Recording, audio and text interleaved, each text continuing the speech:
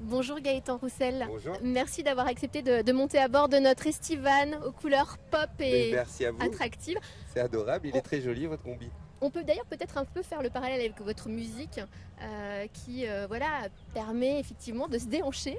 Oui, c'est vrai. Donc le côté pop, le côté frais, oui, c'est ce que j'essaye de proposer. J'ai toujours eu l'impression et le sentiment que la musique pouvait passer évidemment par les oreilles quand on l'écoute, mais par le cœur, par les rythmes et par les pieds. Voilà, donc c'est ce que j'essaye de proposer dans ce que je fais de disque en disque. C'est particulièrement le cas sur votre dernier disque Trafic, même si quand on écoute les paroles, attention, certains textes sont plus sombres sur l'érosion des sentiments, les Oui, tout ruptures à fait. sentimentales, voire la maladie d'Alzheimer. Oui, Vous aimez ce décalage?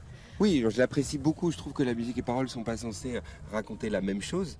Et par exemple, si vous prenez la chanson Hope qui parle de la mémoire, de l'oubli, et en particulier d'une maladie de l'oubli qui s'appelle Alzheimer, la maladie de l'Alzheimer, c'est un sujet qui me touche. Et j'avais pas envie de raconter cette histoire piano-voix. C'est chacun sa manière de vouloir le dire. Donc j'avais envie qu'on puisse tendre l'oreille, mais qu'on puisse aussi avoir quelque chose comme un peu de lumière aussi à l'intérieur. Donc c'est ma manière de raconter ça. Et je trouve que si la musique vous emmène ailleurs de où vous emmène le texte, peut-être vous pouvez tendre l'oreille aussi au texte de manière plus simple. Voilà, ça marche pas à chaque fois. Là, j'avais envie de proposer ça et de manière générale sur le disque, oui.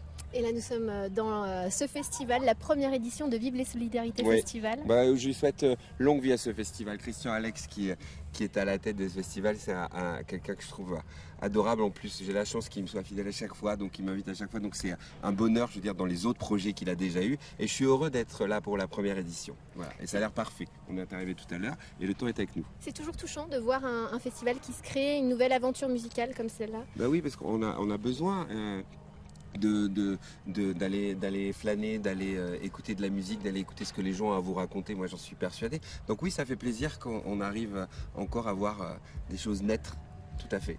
Et votre rapport à la scène, est-ce qu'il a évolué depuis vos débuts avec Louise Attaque, les années 90? Ben oui, forcément, j'espère en tout cas.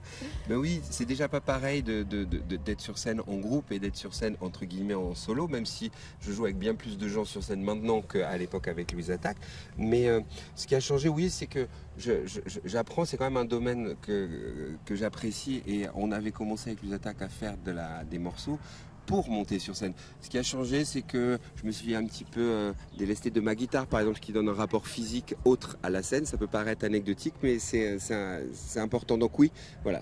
Mais ça, ce qui est en commun encore, c'est que j'adore vraiment. Je m'en lasse pas du tout. Je m'en lasse pas du tout. Donc c'est un vrai show en fait de vous voir sur scène et on a hâte de voir ça. Ouais, c'est gentil, merci. Merci beaucoup. Merci à vous.